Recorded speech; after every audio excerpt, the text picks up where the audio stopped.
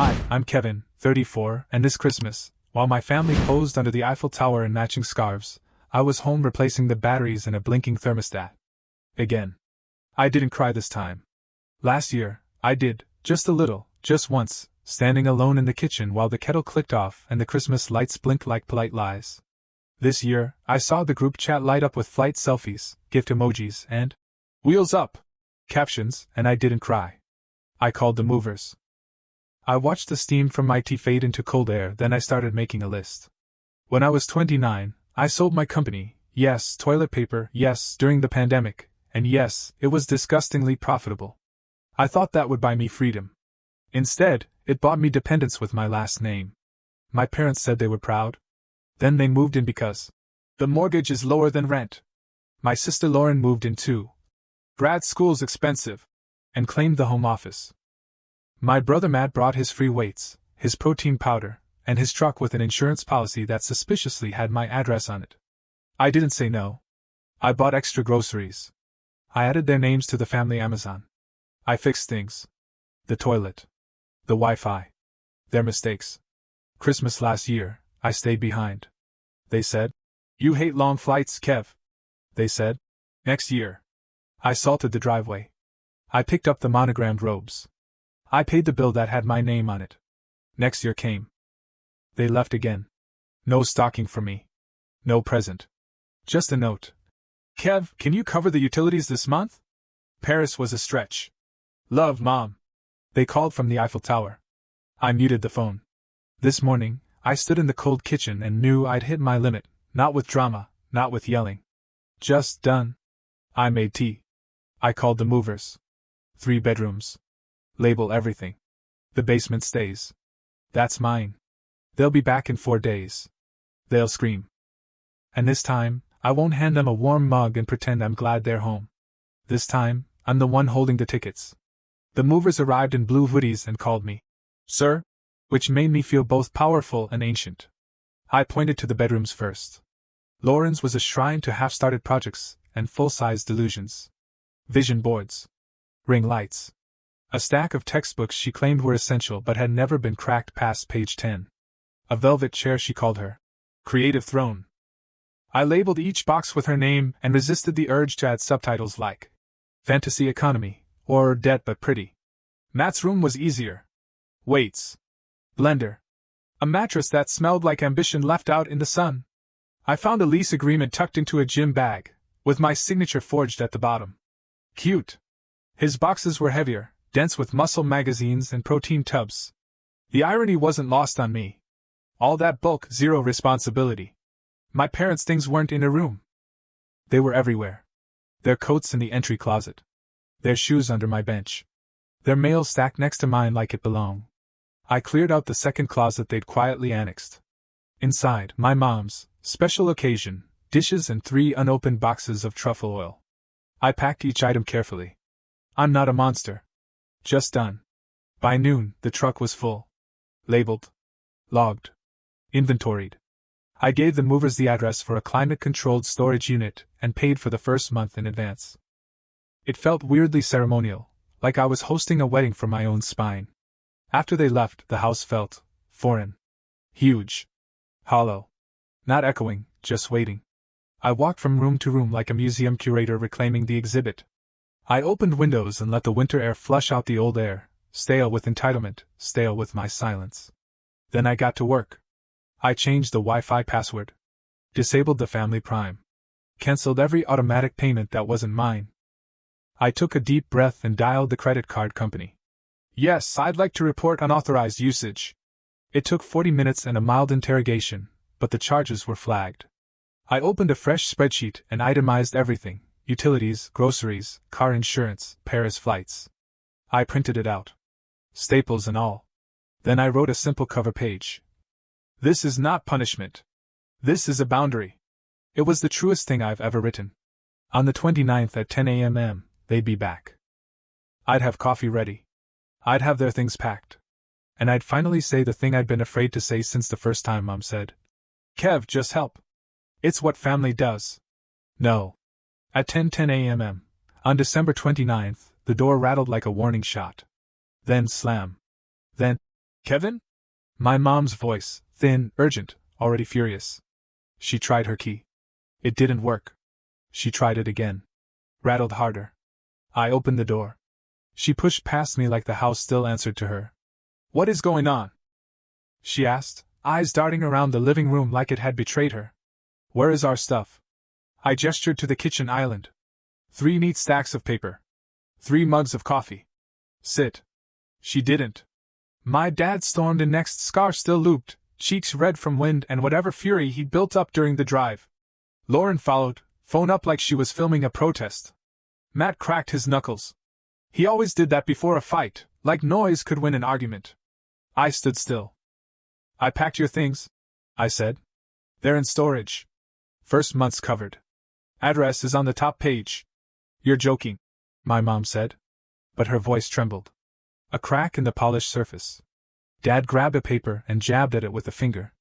This is illegal. It's not, I said.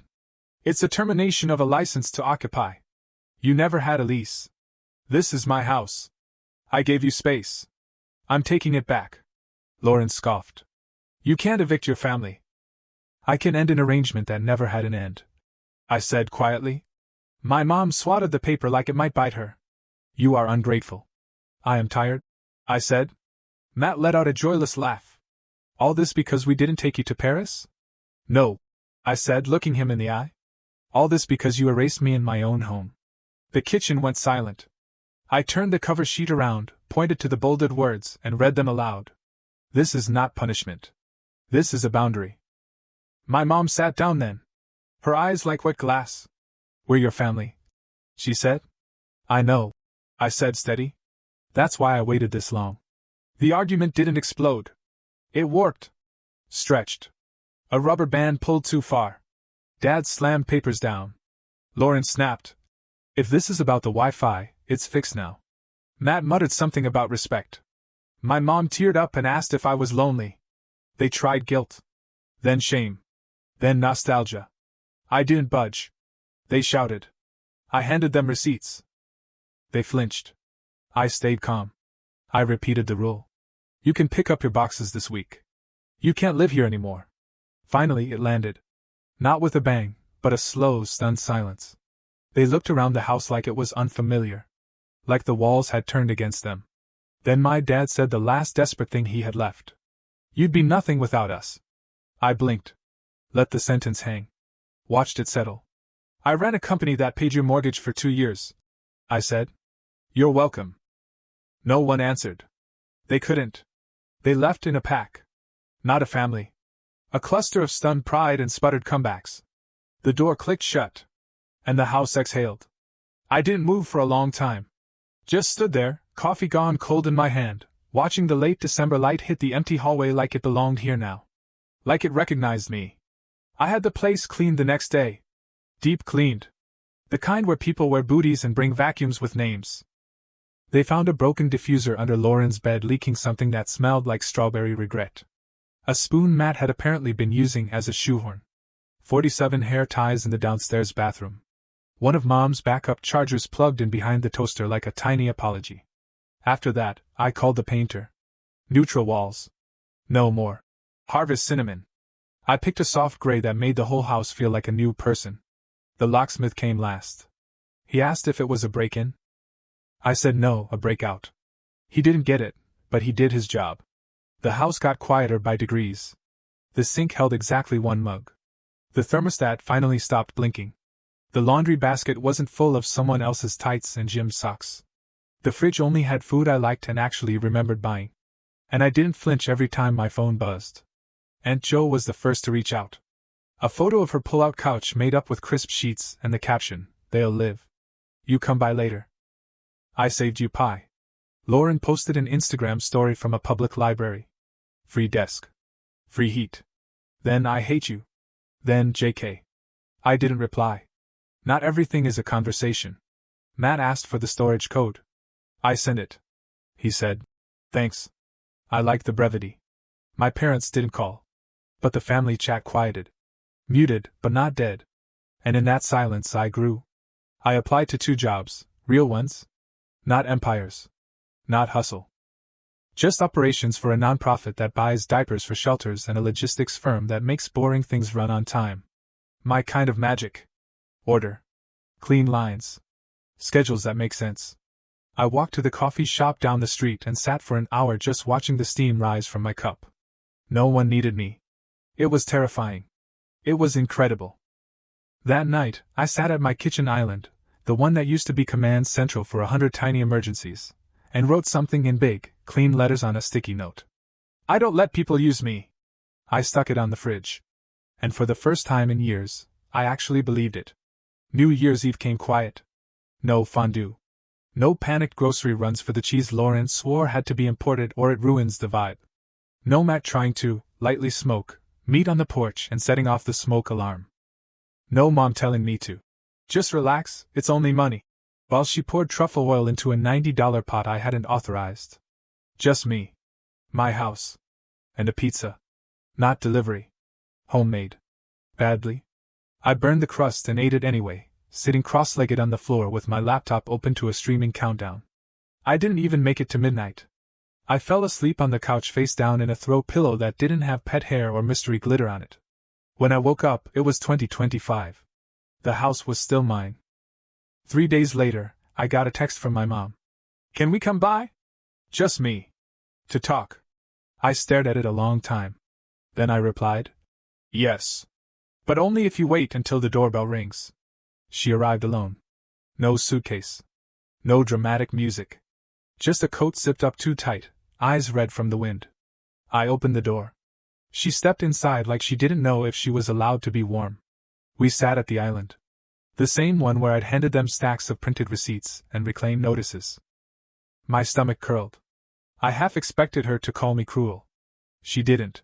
She started with 4 words. I know it wasn't easy. I waited. She went on. I didn't realize how much we piled on you until you took it off. I thought. She looked down. I thought you'd be proud to be needed. I was, I said. Until that was all I was allowed to be. She nodded slowly. Your aunt said I should bring cookies. I forgot them. Next time, I said. She smiled. Barely. But it was there. She reached into her purse and slid over an envelope. A cashier's check. It didn't cover even half of what they owed me, but it was something.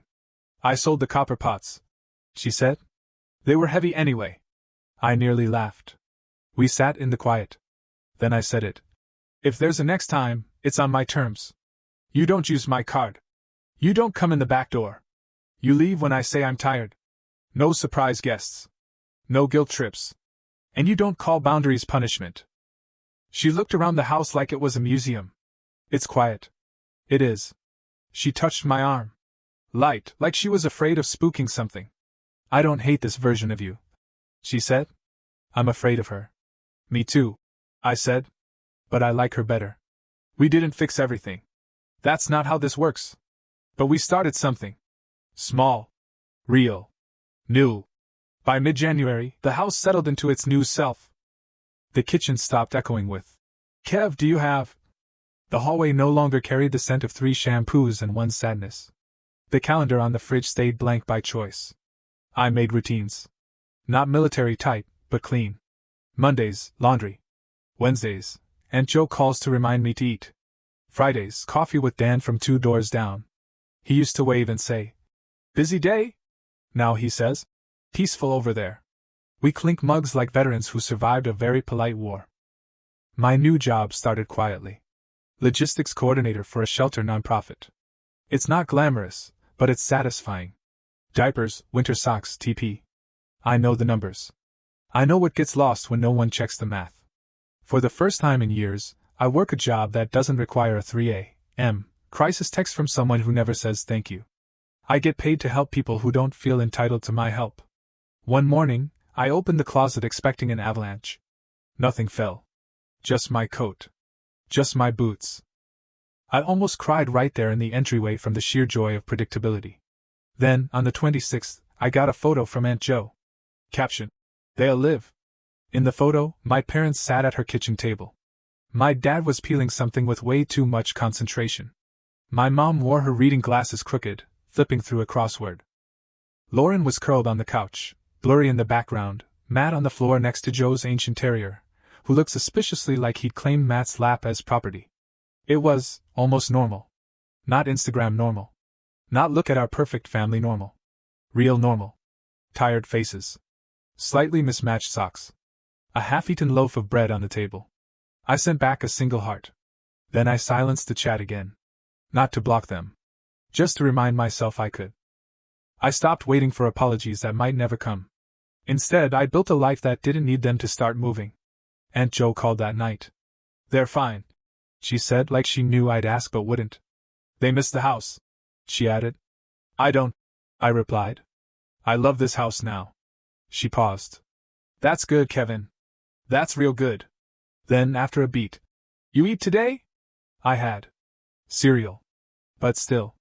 "Get some soup," she said. "And remember, saying no doesn't mean you're mean. It means you finally got a spine with your name on it." I smiled at that. The kind of smile that sits deep. Stays warm. Doesn't apologize for taking up space. On February 2nd, the snow fell sideways. That kind of storm that makes even the traffic lights blink slower, like the whole city's holding its breath. I stood at the kitchen window, mug in hand, watching the yard fill with silence. No tire tracks in the driveway. No second car parked crooked like Matt had. Just run out for a sec. No half-frozen packages dumped by the door because Lauren had accidentally left my Amazon Prime active. Just snow. Just peace. Inside, the house hummed. Not like before. Not like the forced hum of too many bodies coexisting under too few rules. This hum was different. Quieter. Warmer. Like a deep exhale that never had space to finish until now. I took inventory of the small things that didn't feel small anymore. The fridge was stocked but never crowded. The shoes by the door were all mine. Every blanket on the couch had been folded by me, and not because I was cleaning up after someone else who meant to do it later. The Wi-Fi name still said, "Not an ATM." And yeah, it made me laugh. Still does. But the real change wasn't digital. It was how I lived. I started baking. I know, right?